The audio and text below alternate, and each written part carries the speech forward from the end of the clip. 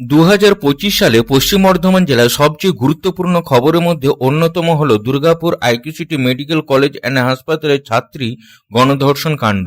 গণধর্ষণ কাণ্ডে উড়িষ্যা রাজ্যের নিবাসী ওই ছাত্রী দুর্গাপুর আইকিউসিটি হাসপাতালে অধ্যয়নরত ছিল। গত 10ই অক্টোবর মেডিকেল ছাত্রী গণধর্ষণের ফলে উড়িষ্যা ও পশ্চিমবঙ্গ দুই রাজ্যের রাজনৈতিক মহল আলোচনার বিষয়বস্তু হয়ে ওঠে। চলতি বছর রাজ্যে বিধানসভা নির্বাচন।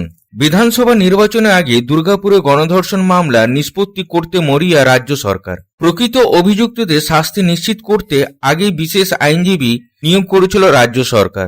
তার ব্যস্ততায় যাতে মামলা গতিরুদ্ধ না হয় তার জন্য আরও অতিরিক্ত সরকারি আইনজীবী নিয়োগ করা হয়েছে। শুক্রবার শুনানির দিন বিষয়টি প্রকাশ্যে আসে। পাশাপাশি এই মামলার সবচেয়ে গুরুত্বপূর্ণ অংশ হল নির্যাতিতার সাক্ষ্য। তার বয়ানের উপরে নির্ভর করছে গণধর্ষণে পুলিশের হাতে গ্রেপ্তার হওয়া তার সহপাঠী ওয়াসিফ আলী সহ বাকি 5 জন অভিযুক্তের ভাগ্য। চলতি মাসে নির্যাতিতাকে সাক্ষ্যদানের জন্য আদালতে আনার প্রস্তুতি শুরু হয়েছে। সব ঠিক থাকলে মামলার পরবর্তী শুনানির দিন 16 এবং 17 জানুয়ারি নির্যাতিতার সাক্ষ্য গ্রহণ করা হবে।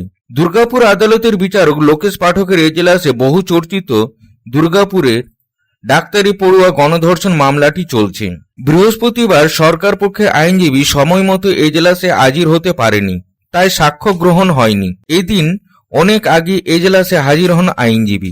শুনানি শুরু হতে বিচারক জানিয়ে দেন তাকে এই মামলা সরকার পক্ষ থেকে যুক্ত করেছেন। এরপর তিনিই এদিন দুজনে সাক্ষ্য গ্রহণ করেন।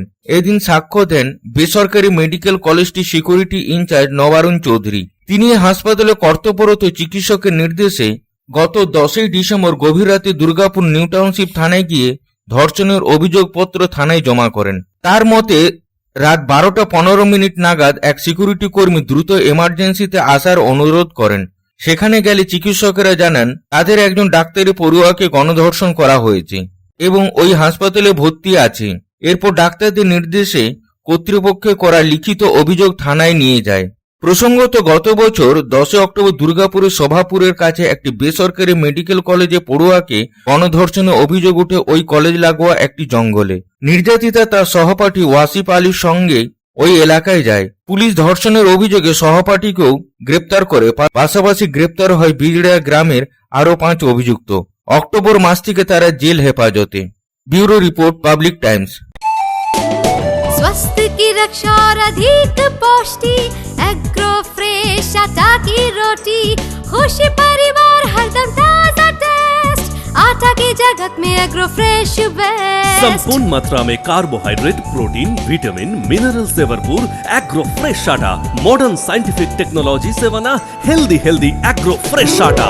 रोटी चपाती पूरी पराठा एग्रो फ्रेश आटा। স্বাস্থ্যোজ্জ্বল দেহে সঠিক পুষ্টি